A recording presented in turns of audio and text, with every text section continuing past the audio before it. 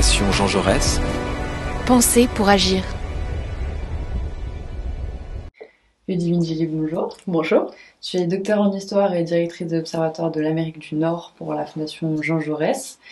Cet entretien s'inscrit dans un cycle de plusieurs vidéos qu'on réalise pour la Fondation par rapport au scrutin américain de novembre 2024. Et on a déjà réalisé à ce titre 5 vidéos sur l'histoire et le fonctionnement du système politique américain, et aussi en faisant des focus sur des thèmes de campagne ou sur le phénomène des candidatures indépendantes. Et du coup, pour ce prochain entretien, à l'approche de novembre, on va se pencher de nouveau, non pas sur le fonctionnement des institutions, mais plutôt sur la campagne afin d'en refaire un état des lieux, et notamment un état des lieux qui est caractérisé par la renonciation de Joe Biden, son retrait de la campagne présidentielle, et la candidature démocrate qui devient celle de l'actuelle vice-présidente Kamala Harris. Est-ce que justement...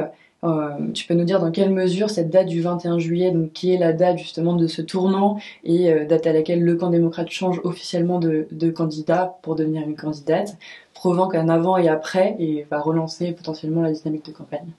Alors une nuance d'abord, c'est que c'est pas la date à laquelle s'effectue le changement officiel. Je pinaille, mais effectivement c'est la date à laquelle Joe Biden annonce qu'il se retire de la course à la présidentielle et qu'il donne son soutien à sa vice-présidente. Ensuite, les démocrates ont suivi un processus extrêmement rapide et qui a vu l'ensemble du parti se rassembler comme un seul homme derrière Kamala Harris, avec début août la validation officielle de Kamala Harris comme candidate du Parti démocrate. Mais effectivement, cette date du 21 juillet a vraiment marqué un tournant dans la campagne, à la fois pour les républicains et pour les démocrates. D'une part parce que du côté républicain, le discours était extrêmement rodé et Donald Trump ainsi que ses soutiens ne cessaient de marteler le discours ciblant les capacités cognitives de Joe Biden, et donc avec le retrait de Joe Biden, cet argument tombe. C'est même, au-delà de cela, Donald Trump qui devient le candidat dont on peut mettre en doute les capacités cognitives. Et du côté démocrate, la candidature qui n'était pas portée avec un grand enthousiasme par la base du camp démocrate de Joe Biden se voit donc remplacée par la candidature de Kamala Harris, qui bénéficie d'un élan d'enthousiasme absolument dingue, qui se mesure à la fois, on le voit sur les réseaux sociaux par exemple, avec un fourmillement de soutien, mais également les volontaires qui se pressent dans les campagnes, dans les permanences des campagnes, pour se porter candidat à aider la candidate démocrate, et également un afflux de fonds financiers, d'argent, pour aider les démocrates à mener leur campagne. Et donc on passe d'un moment où on voyait dans l'ensemble des enquêtes d'opinion le soutien à Joe Biden s'éroder au fil du temps, et Donald Trump en tête consolider une légère avance dans les sondages, qui laissait entrevoir une grande difficulté pour les démocrates à remporter cette élection. Je fais juste une parenthèse ici. Nous sommes dans un système électoral aux États-Unis qui favorise encore aujourd'hui les républicains par rapport aux démocrates, et dans un cas de figure où les démocrates remportent la majorité du suffrage universel, ils ne sont pas assurés de remporter l'élection, mais ils ont absolument besoin de remporter la majorité du suffrage universel pour remporter l'élection. Et donc dans la dynamique entre la candidature de Joe Biden et celle de Donald Trump, on voyait qu'il allait être difficile pour les démocrates de remporter ce suffrage universel et donc de remporter l'élection. L'entrée en lice de Kamala Harris a totalement rebattu les cartes, et aujourd'hui, on y reviendra après, on est dans une course qui est extrêmement disputée. D'accord. Donc les derniers événements phares s'en situent vraiment dans les deux débats. Donc débat entre les candidats officiels à la présidence et les deux vice-présidents. Est-ce que tu peux nous en dire un peu plus sur ce sujet ? Oui, il y avait beaucoup d'attentes concernant en particulier le débat du 10 septembre entre Kamala Harris et Donald Trump.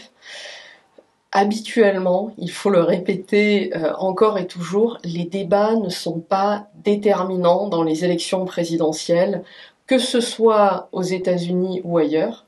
Il y a eu une étude en particulier qui a été publiée sur ce sujet-là qui remonte sur des décennies d'élections présidentielles et qui montre que finalement la perception des électeurs n'est pas tellement influencée par les débats. Il peut y avoir des exceptions et le débat de cette année entre Kamala Harris et Donald Trump, est-ce qu'il aura un effet déterminant? Ça reste à voir. En tout cas, il était particulièrement important parce que autant quand Donald Trump et Joe Biden se sont affrontés, les deux candidats étaient connus. Quand Kamala Harris et Donald Trump se sont affrontés, les électeurs connaissaient bien Donald Trump, ils connaissaient le nom de Kamala Harris, mais pas forcément la personne. Et donc ce débat était extrêmement important pour Kamala Harris, pour se faire reconnaître, et pour essayer de donner une nouvelle première impression aux électeurs sur qui elle est et quelles sont ses idées. Et en cela, ce débat était extrêmement important. Il a été, de l'avis de l'ensemble des experts et d'une partie des téléspectateurs, je dis une partie parce qu'une majorité de républicains ont trouvé que Donald Trump avait remporté le débat, mais quand on regarde l'ensemble de l'auditoire, la majorité des personnes qui ont regardé le débat ont trouvé que Kamala Harris avait remporté ce débat. Et au-delà du fond du débat, là où Kamala Harris a marqué des points dans ce débat, c'est qu'elle a en particulier montré qu'elle avait une stature présidentielle, qu'elle était capable de faire face à Donald Trump et qu'elle ne se démontait pas. Et ça, c'est important pour forger une image, une impression auprès des électeurs. Donc ça, c'est pour le débat entre les candidats à la présidence. Ensuite est venu le débat entre les candidats à la vice-présidence, plus récemment, où l'enjeu est bien moindre parce que les électeurs ne se positionnent pas sur qui est le candidat à la vice-présidence, mais cela joue tout de même à la marge. Pourquoi? Parce que le candidat à la vice-présidence, c'est la personne qui a été choisie par le candidat à la présidence pour concourir avec lui, pour éventuellement gouverner avec lui ou elle. Et donc, la nature du candidat à la vice-présidence, les opinions, le comportement, par ricochet, ont un effet sur la perception que les électeurs peuvent avoir de la personne qui a choisi cette autre personne. Que s'est-il passé lors du débat entre les vice-présidents? De l'avis de l'ensemble, là encore, des personnes qui ont regardé, si on met un peu de côté les avis des très partisans, c'est un match nul, avec des bons et des moins bons points des deux côtés. Les bons points, si on s'en limite à cela des deux côtés, c'est pour J.D. Vance, qui est candidat à la vice-présidence d'un candidat qui a quand même une habitude de proférer des mensonges et d'avoir un comportement relativement agressif vis-à-vis de pas mal de segments de la population. J.D. Vance a vraiment réussi à projeter une image de modération qui ne correspond pas forcément au fond de sa pensée, au fond de ses idées, mais il a bien réussi à projeter cette image de modération auprès de l'électorat lors du débat. Et du côté de Tim Walz,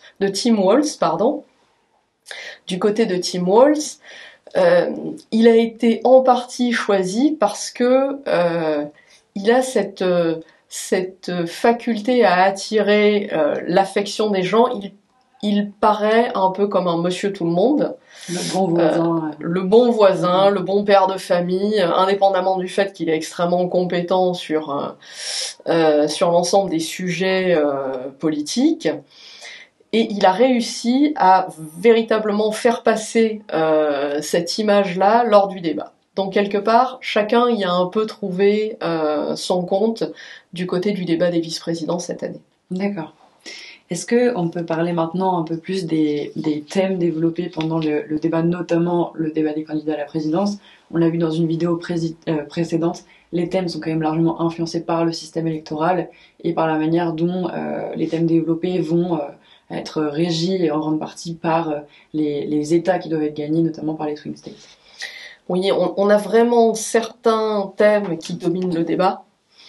Ce sont pour beaucoup des thèmes qui sont présents dans l'ensemble du pays, mais on a certains thèmes en particulier qui apparaissent justement parce que ce sont des thèmes d'intérêt pour les États clés ou pour un État clé en particulier.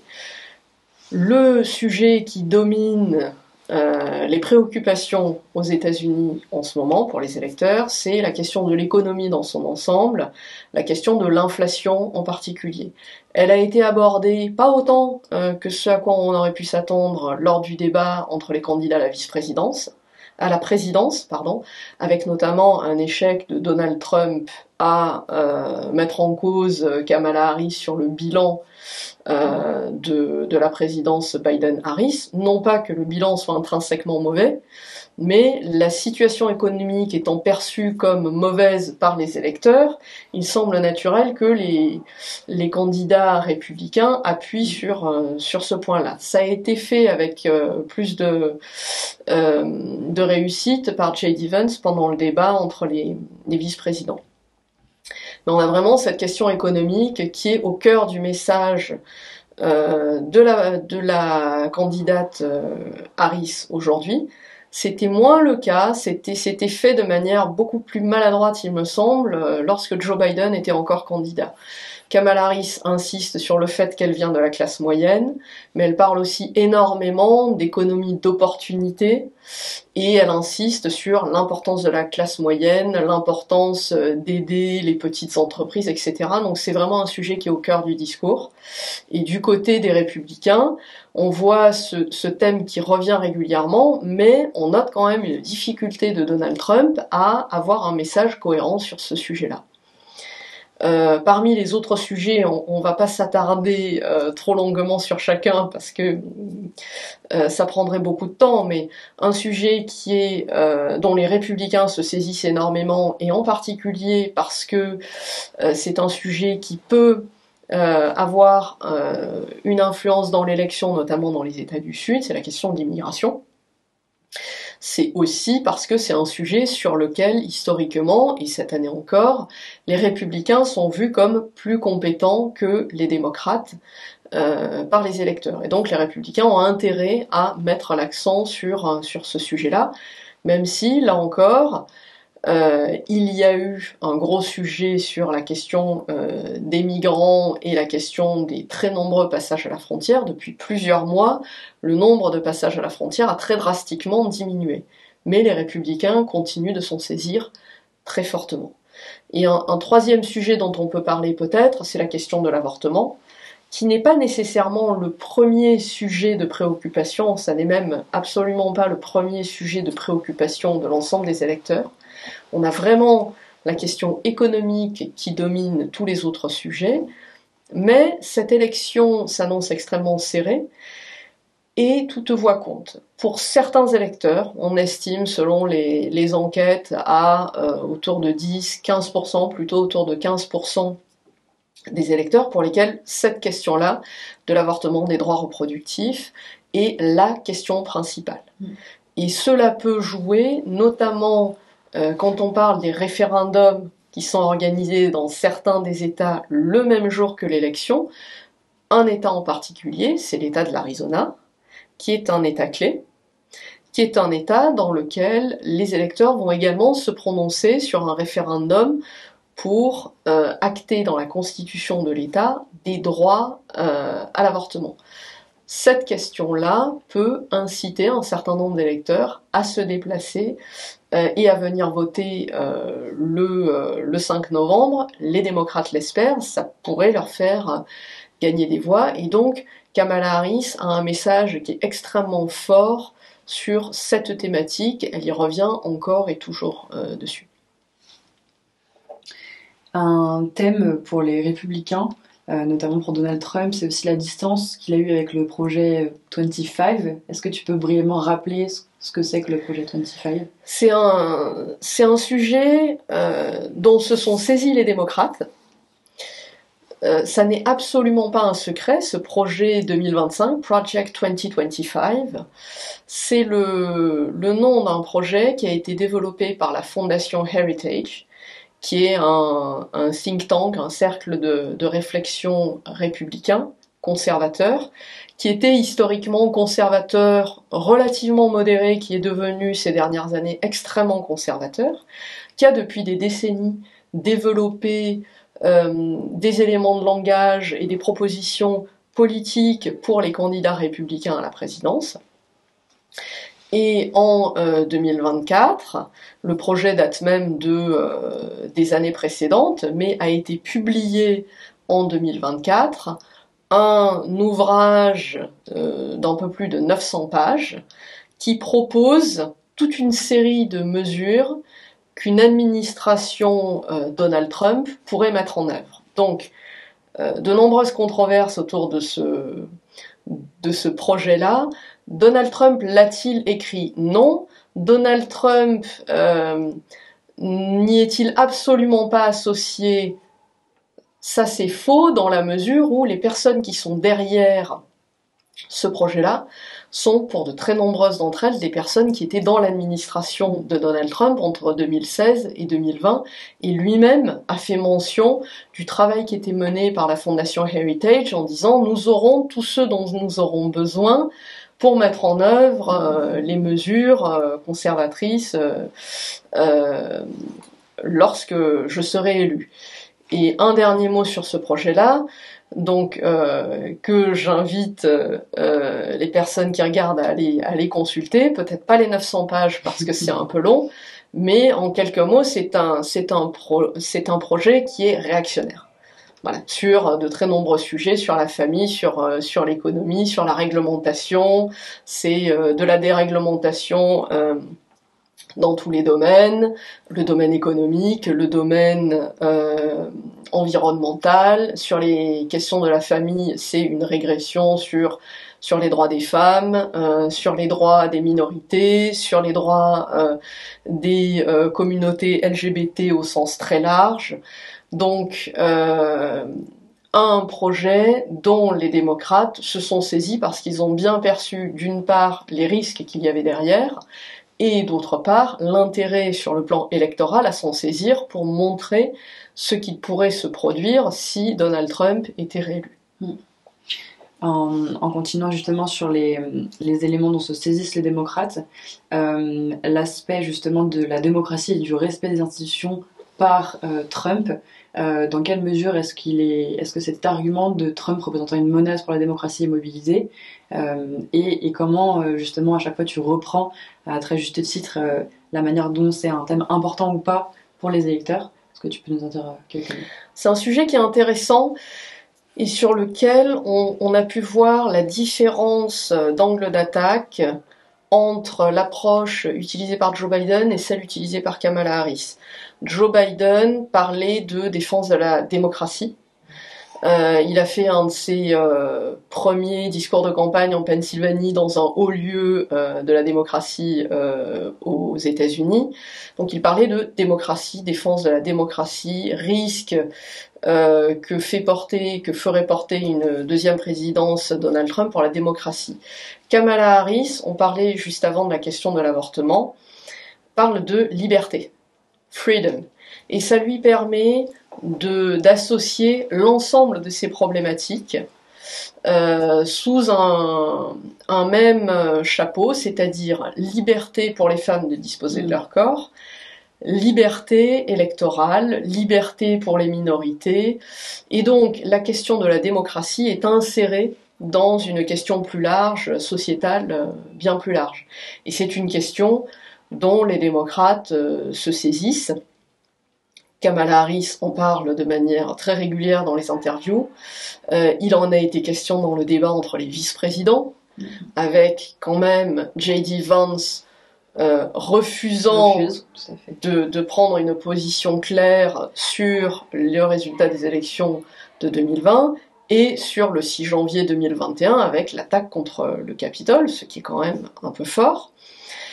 C'est aussi un sujet sur lequel, sur le plan électoral, on trouve des positions clivées entre les démocrates et les républicains, chacun ayant des convictions très fortes sur le sujet, mais des convictions orthogonales. Les démocrates, sur le système électoral, par exemple, pensant qu'il y a des risques pour qu'on empêche les gens d'aller voter alors qu'ils ont le droit de le faire, ou que le résultat légitime d'élections soit remis en cause. Les républicains, eux, étant également inquiets pour la démocratie, mais plutôt sous un angle, on veut empiéter sur ma liberté d'expression, par exemple en retirant des contenus faux, de la mésinformation, de désinformation sur les réseaux sociaux, ou on veut faire voter des migrants qui n'ont pas le droit d'aller voter. On veut me voler l'élection. Donc on a une préoccupation très forte de l'ensemble de l'électorat sur ce sujet-là, mais pour des raisons très différentes. Peut-être deux derniers thèmes rapidement.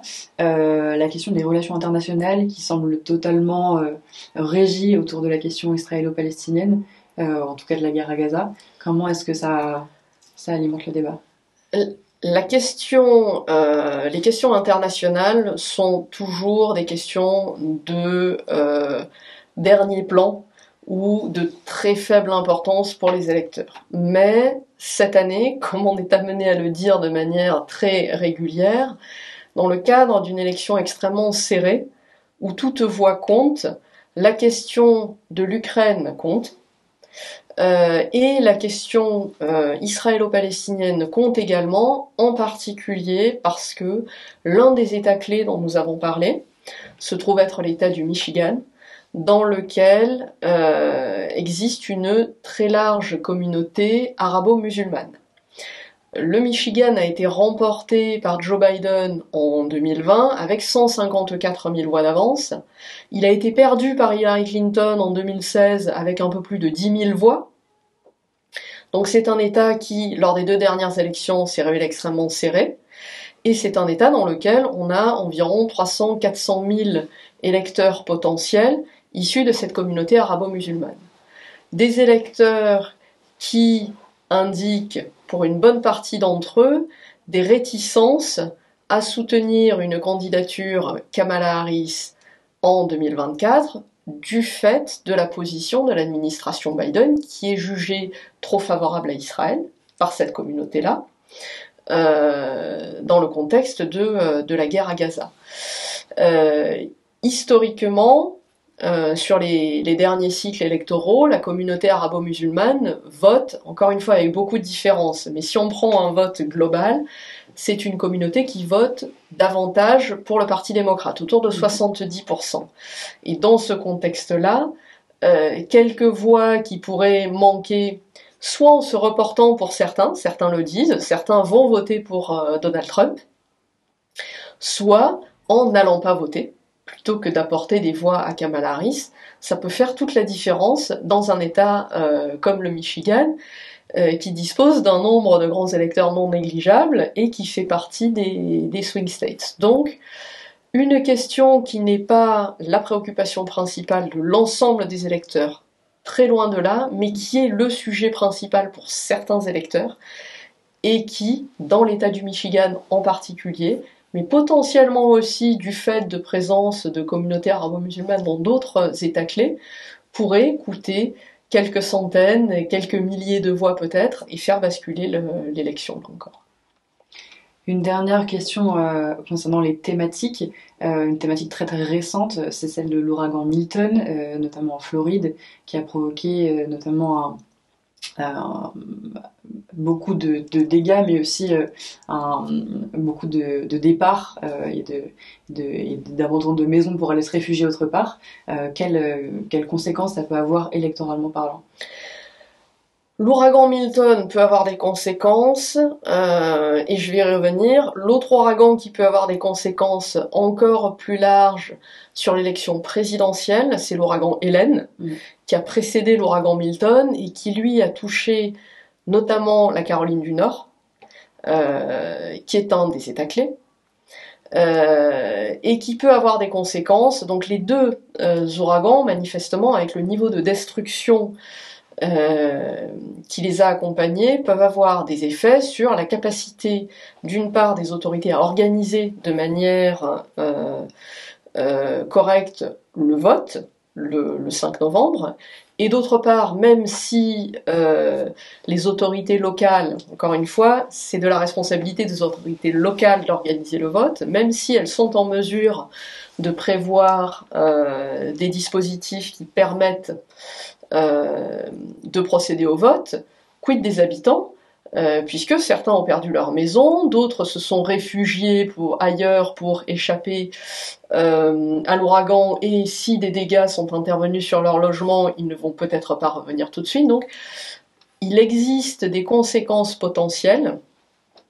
Philip Bump, un journaliste du Washington Post, a fait une analyse des comtés qui ont été particulièrement touchés par l'ouragan Hélène, et a souligné que la majorité des comtés touchés, les plus touchés, sont des comtés qui ont majoritairement voté pour Donald Trump lors de l'élection précédente.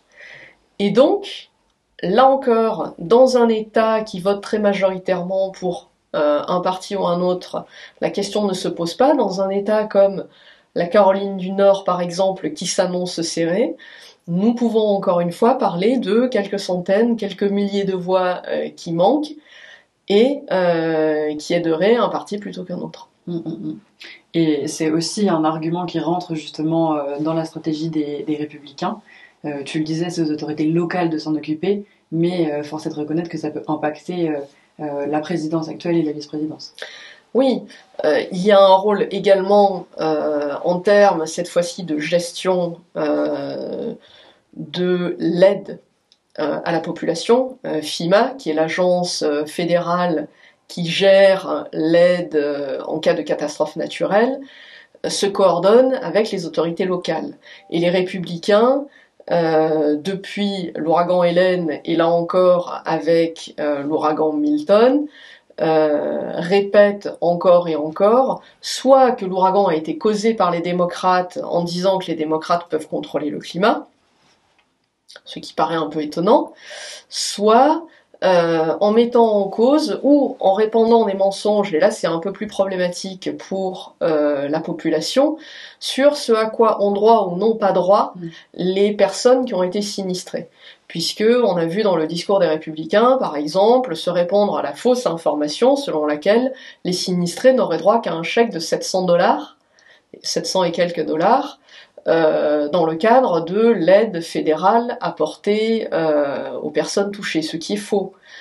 Mais ça permet aux Républicains de dire $700 pour un sinistré en Caroline du Nord et des millions, voire des milliards donnés à l'Ukraine.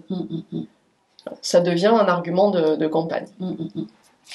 On s'est intéressé aux thématiques de campagne. Est-ce que tu peux nous parler maintenant d'une autre part stratégique de la campagne, à savoir l'utilisation des fonds de campagne qui sont forcément utilisés à travers les pubs, les réseaux sociaux et finalement toutes les déclarations qui sont officiellement appuyées par les candidats?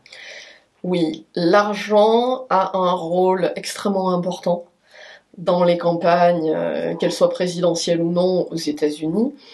En 2020, deux chiffres, la campagne présidentielle aux États-Unis a coûté 6 milliards de dollars.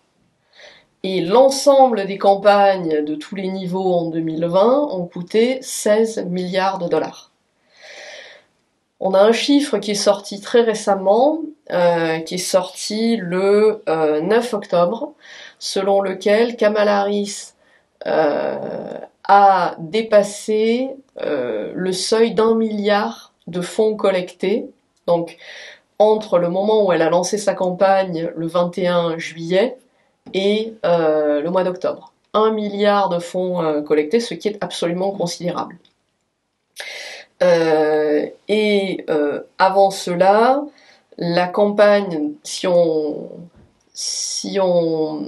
ajoute les fonds collectés par la campagne Biden et la campagne Harris entre le 1er janvier 2023 et le 31 août 2024, c'est par la campagne elle-même. Je mets de côté, on ne va pas revenir là-dessus, mais les Political Action Committees, qu'on appelle les PAC, les Super Political Action Committees, Super PAC, qui eux sont autorisés à collecter également des fonds. Là, quand on parle des fonds collectés directement par la campagne, ce sont quasiment 680 millions qui avaient été collectés par la campagne Biden puis Harris, sur les dates que j'ai mentionnées, et du côté de Donald Trump, on en était à 310 millions sur la même période. Ce sont des sommes indécentes, et donc tu parlais des publicités et des stratégies de campagne. Tout cet argent est aujourd'hui utilisé par un camp comme par l'autre pour organiser des événements de campagne, pour payer du staff qui est employé dans les très nombreux bureaux ouverts par les différents candidats. Les démocrates beaucoup plus que les républicains. Les démocrates cette année font beaucoup plus une campagne de terrain, avec des bureaux dans de nombreux États et des personnes qui sont payées pour contribuer à la campagne, aller frapper aux portes, convaincre les électeurs d'aller voter. Et en particulier convaincre des électeurs dont on sait qu'ils sont démocrates, dans le cas du Parti démocrate, mais dont on sait qu'ils ne vont pas systématiquement voter. Donc on a cet aspect-là, et puis l'autre aspect qui coûte très cher, au-delà des déplacements, au-delà de la location des locaux, etc., c'est le budget publicité.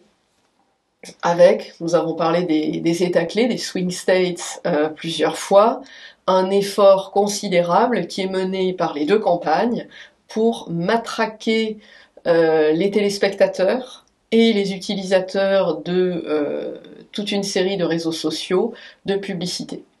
Publicité en faveur de son candidat, publicité en défaveur du candidat opposé, et avec des effets, je lisais un article hier dans la presse américaine, avec un effet collatéral pour certains habitants qui ne sont pas des habitants de swing states, mais qui habitent à proximité d'un État clé. Et en fait, les marchés publicitaires des télévisions ne respectent pas nécessairement les frontières des États.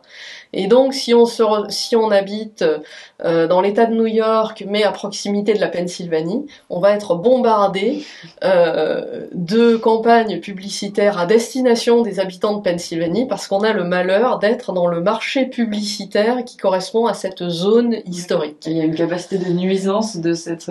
Tout à fait.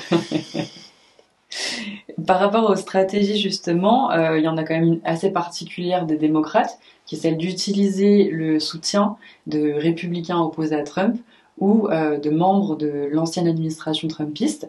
Est-ce que on a déjà vu ça dans l'histoire des campagnes aux États-Unis, et dans quelle mesure est-ce que ça peut avoir un impact sur les élections? Ça n'est pas quelque chose qui est inédit. On a toujours eu des tentatives de la part de chacun des camps de recruter des transfuges, si on peut dire. Le nombre est particulièrement important cette année, on en avait déjà vu en 2016, en 2020 davantage. Cette année c'est particulièrement fort, avec par exemple la campagne Harris qui a mis en place une publicité qui montre des déclarations d'anciens membres de l'administration de Donald Trump. Parmi les têtes d'affiche, on a également la famille Cheney, qui n'est pas connue pour sa modération sur le plan politique. Dick Cheney était quand même le vice-président de George Bush fils, avec des positions en termes de relations internationales, en termes de politique intérieure extrêmement conservatrice. Dick Cheney a annoncé qu'il voterait pour Kamala Harris. Sa fille, Liz Cheney, a tenu un meeting avec Kamala Harris, en étant très clair sur le fait qu'elle a de très nombreuses divergences de fond avec les démocrates et avec Kamala Harris, mais comme l'ensemble des républicains qui se prononcent pour Kamala Harris en disant « je mets le pays avant le parti ». Quel sera l'impact d'un tel soutien? Probablement marginal, mais est très difficile à quantifier. mais il n'est pas à négliger parce que le fait que de telles voix se prononcent en disant ça n'est pas ne pas être patriote que de dire je vote pour Kamala Harris ou simplement que de dire je ne voterai pas pour Donald Trump parce que je pense qu'il met en danger le pays, cela peut être la goutte d'eau qui fait que certains électeurs qui hésitaient se sentent autorisés soit à ne pas aller voter pour Donald Trump, soit à aller voter pour cette fois pour le candidat démocrate. Très difficile à quantifier, mais pas à négliger, encore une fois dans le cadre d'une élection qui s'annonce très serrée. Pour finir, est-ce qu'on peut faire un point sur les sondages? Puisque comme on l'a vu, le 21 juillet a provoqué un tournant et notamment relancé la dynamique de campagne du camp démocrate. Néanmoins, de par le système électoral et de par toutes les dynamiques et les manières d'influence de vote, a priori, le score est beaucoup plus serré qu'on ne le pense par rapport vis-à-vis de Trump et Harris. Aujourd'hui, on ne sait pas quel sera le résultat de l'élection et j'ai de gros doutes sur le fait qu'on puisse avoir des indications fortes, y compris le 5 novembre. Cette élection s'annonce extrêmement serrée. Est-ce qu'elle le sera? Est-ce que les sondages se révéleront exacts ou non? Nous le verrons peut-être le 6, peut-être plus tard, parce qu'il n'est pas dit que les résultats soient connus le lendemain de l'élection. Plus elle est serrée, plus nous risquons de devoir attendre les résultats définitifs. Deux aspects dans les sondages. Si on regarde les sondages nationaux, qui encore une fois ne vont pas déterminer qui a gagné l'élection. Au niveau des sondages nationaux, Joe Biden était en retard sur Donald Trump, Kamala Harris est en avance sur Donald Trump. Kamala Harris est, selon les différents agrégateurs de sondages, on a plusieurs agrégateurs différents, on a 538, on a 272 Win, on a RCP, donc plusieurs agrégateurs, on a le Washington Post également qui propose des agrégations de sondages, tous mettent Kamala Harris légèrement en tête dans les sondages au niveau national, dans la marge d'erreur, autour de 2,5, parfois 3 points d'avance. Encore une fois, ça ne permettrait pas, même si Kamala Harris avait 2,5 ou 3 points d'avance, ça ne lui donnerait pas la certitude de remporter l'élection, puisqu'elle se jouera dans les États clés. Et quand on s'intéresse aux agrégateurs de sondage au sein de ces 7 États clés, nous trouvons de manière générale Kamala Harris très légèrement en tête, dans la marge d'erreur encore une fois, dans le Michigan, dans le Wisconsin, en Pennsylvanie, mais de très peu, de 1 point, 2 points, parfois 3 points, mais de manière rare, et Donald Trump en tête dans la plupart des agrégateurs de sondage, en Géorgie, de quelques un demi-point, 1 point, en Caroline du Nord, de 1 point, 2 points, en Arizona, 1 point, et dans le Nevada, selon certains sondages, on arrive avec Kamala Harris très légèrement en tête, selon d'autres, Donald Trump légèrement en tête. Tout ça pour dire que dans tous ces swing states, que Kamala Harris arrive très légèrement en tête ou que Donald Trump arrive en tête, on est dans la marge d'erreur et on est beaucoup trop proche d'une égalité pour pouvoir dire que l'un des deux domine ou va emporter l'un de ces états clés. Donc c'est une élection qui est extrêmement serrée aujourd'hui, si l'on en croit l'ensemble des enquêtes qui sont menées. Merci. Merci à toi.